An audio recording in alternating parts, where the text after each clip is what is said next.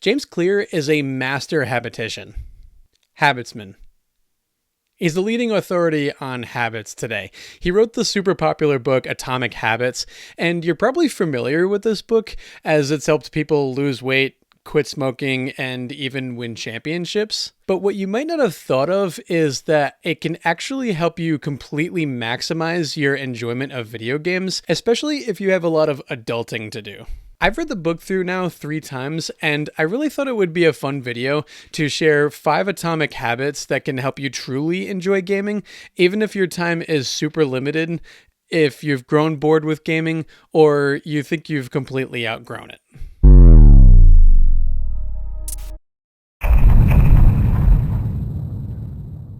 If I were to ask you, what do? You would probably say something like you're an accountant, you're a plumber, a chef, or something along those lines. And really, when I ask you that, you usually kind of jump to what you do with a majority of your time. So what if I asked you that and you were to call yourself a gamer? A lot of people, when they first start their careers, they get out of work, they game until bed, and then they rinse and repeat. And there's nothing wrong with this process at all. But at some point, life does eventually go on and your priorities change. You get married, you start a family, and suddenly you're looking at your time for gaming, and it shrinks down to a pretty minuscule amount each night. So when you have your identity wrapped up in being a gamer, that might conflict with what you do for a hobby and then your family life as well. And that can leave you frustrated. Anger can be a weapon. If you control it, use it. You clearly cannot. When you change your identity, you can go from being frustrated to truly enjoying games as a whole. If you were to change something small as like what you say, so instead of saying I'm a gamer, you can say, well, I'm a dad who likes to game in his spare time. If you change what you say and therefore change your identity from going from I'm a gamer to I'm a mom or dad who likes to game to wind down, this change in identity can help eliminate friction and frustration from not needing to play every single new game that comes out, number one, or not needing to play a very highly rated game that you really don't exactly have time for. With me, that's Expedition 33. I would love to play that game. And I hear it's highly rated, and my brother-in-law plays it too, and I've seen some gameplay. But the issue is, I mean, like I've got plenty of games that I've already have in the backlog right now, and yeah, I could stop all those games to play this new game, but the reality is like what I have from the current games that I have is fulfilling my need of being fun and being entertained and winding down for the night, so I can go back to my family. This change in identity can also help playing big games like The Witcher 3, Assassin's Creed Odyssey, and Tears of the Kingdom.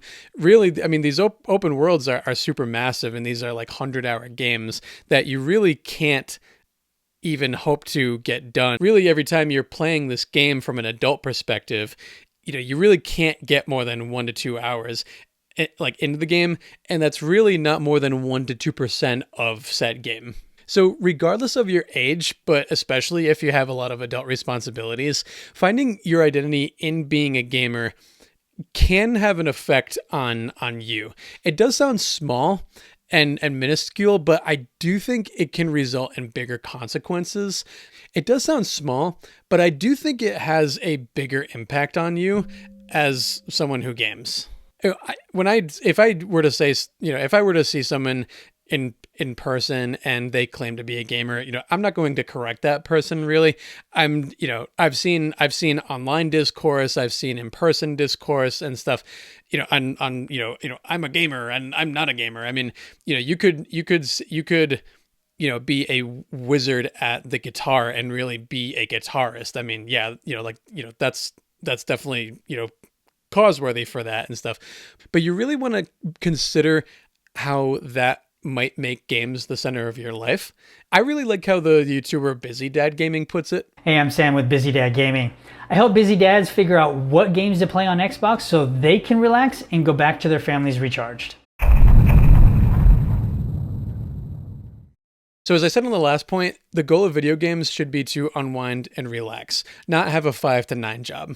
With that, celebrate small wins. So after putting the kids to bed, hanging out with your partner, you probably only have 1 to 2 hours before bed, depending on the games you play. You have options. If you're playing a multiplayer game, you might play a few rounds of Mario Kart World. You might do a couple checkpoints in It Takes Two, or you might completely destroy your wife in Super Smash Bros. Then up smash, happy feet, wombo combo. I thought that was an upbeat. That ain't foul. Oh! Oh! Oh! Oh! Oh! Where you at? Where you at? Or if you're playing a single player game, you might play a main quest and a few side quests, or you might open several areas of the map. You might defeat or even play up to the boss in Prince of Persia, The Lost Crown, or you might even complete one level of Fire Emblem. Really, the thing I would say the thing you're looking for when it comes to making gaming satisfying and not addictive is really look for the episodic or the temporary sense of finality with which you can just end there and then pick up the next night. So what I'm about to tell you might come across as controversial, and I'm really hoping not to stir this big, oh, you're evil for not liking this, but I want to give you a warning when playing games that are like Fortnite or Warzone or Pokemon Go, any game that's really free to play. I think these games can be dangerous in a couple different ways. I think it can be dangerous on gamers as an entire community and games as you, the individual. I really do think that an entire generation, this PS5 and Xbox Series X generation, was completely lost because Suits at the top saw the sales they were making from COVID and didn't really put together that was a bit more of a unique situation and not the normal situation as far as gamers go. And they really put all their eggs in the basket of live service games and these free to play games in which there's an incredible levels of monetization here. I mean, just look at Conquered. Sony put millions of dollars into this game only for it to be canceled within a week. Wow. It's a danger for you, the gamer, because there's no sense of progression or finality, and you're really always chasing the next thing. It's really kind of like scrolling social media. You scroll and scroll and scroll and scroll, and you have an endless feed of this stuff, and there's never any finality to it. I'm not saying these games are evil or that you just stay away from them entirely, but I think they're kind of, how Marvel started really started something fresh and started a complete cinematic universe, and then everybody else tried to just make a universe out of it. Well, the same thing in the games universe with Fortnite. Just everyone's trying to copy this game. Fortnite is Fortnite. And I really think it's super impressive that it has transcended gaming to where it is right now. It's not even, I don't even consider it a game. I consider it a place.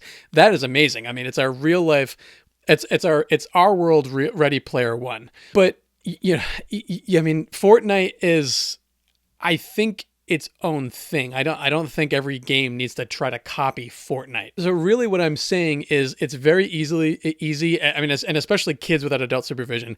I think it's really easy for people to kind of just go on these rabbit holes and spend countless hours and even countless dollars on cosmetic things and stuff. Again, I'm not saying don't play it. I'm just saying just play it with top of mind awareness of, I don't think you're really ever going to be satisfied by this game. It's more of kind of like a hangout spot, I guess. Correct me if I'm wrong in the comments. I'm very open to being wrong. This is just strictly my personal opinion. So again, if I open up myself for attacks on that one, I probably earned it. But I'm also willing to have my mind changed. So just talk to me in the comments below.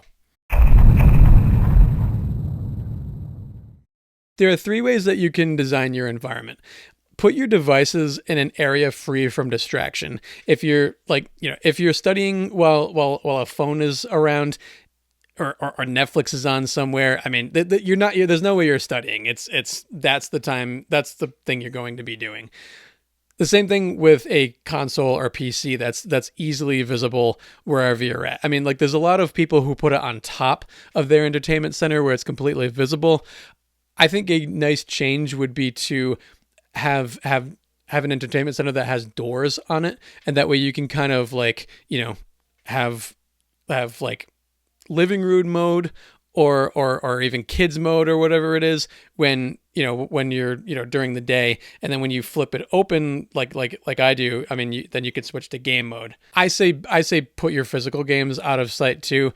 If you have physical games out, you kind of could look at these games and be like, like I need to catch up on this game, and you're constantly thinking of that versus whatever the task at hand is, whether you're spending time with family or even you're working from home or something like that. Like you want to kind of put those games kind of like out of sight really and be in the moment.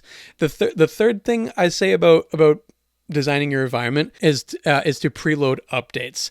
And I think we're both blessed and cursed by the internet. We're cursed by it needing constant updates, but we're also blessed by it, and there's a lot of good things that can come about as well too.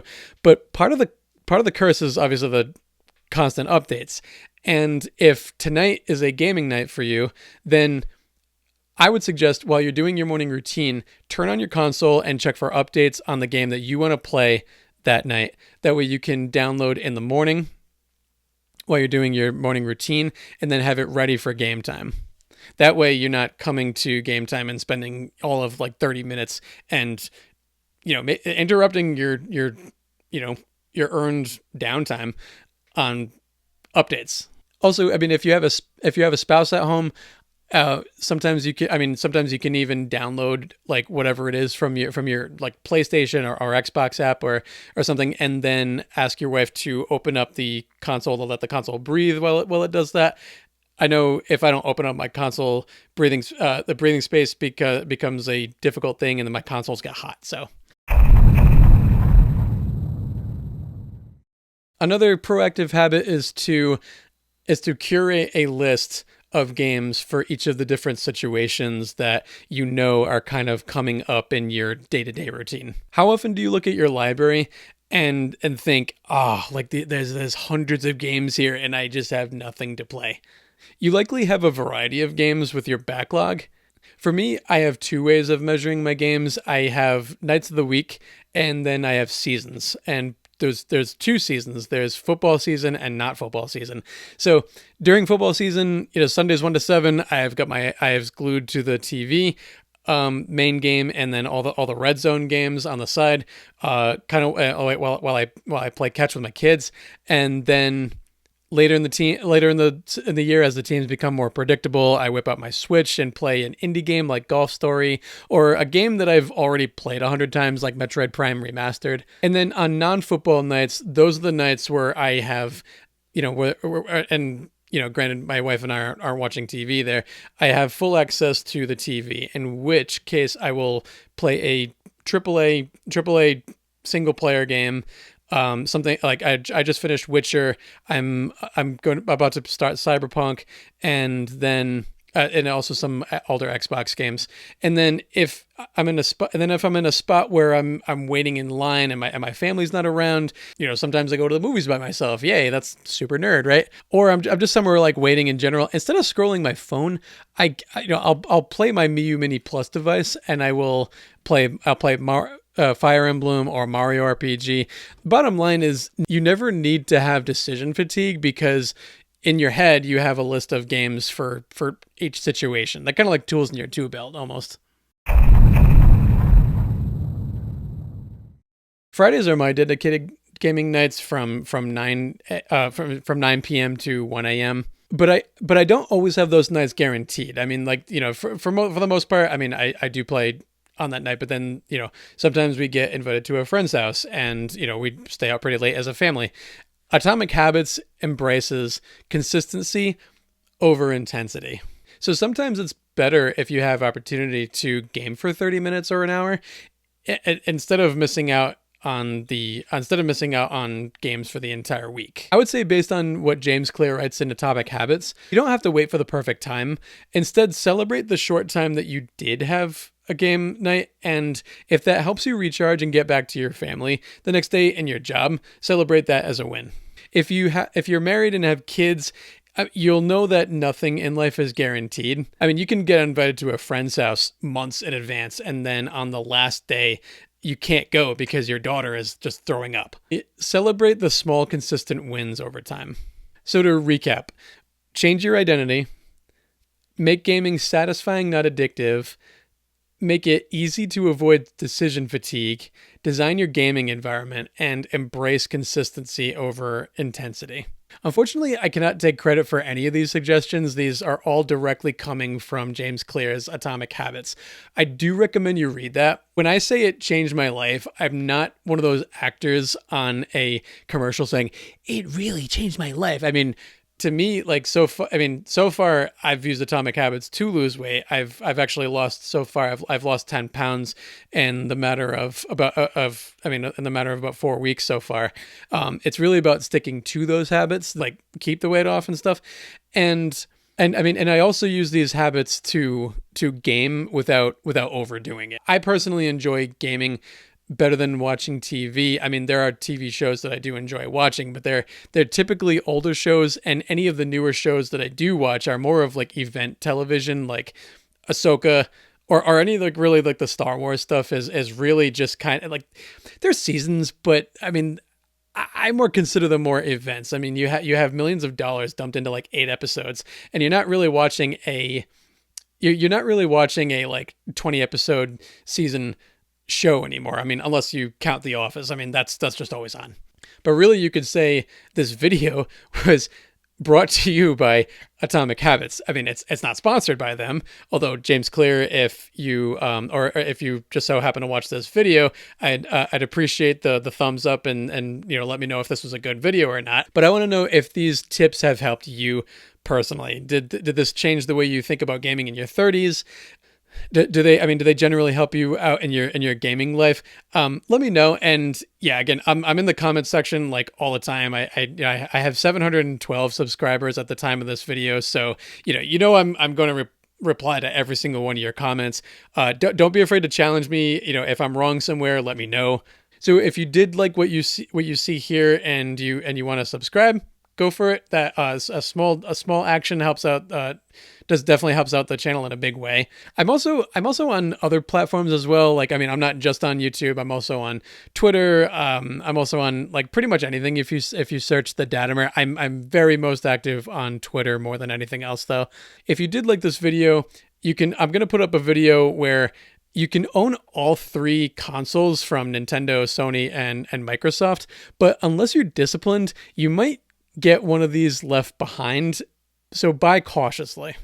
I'll see you then.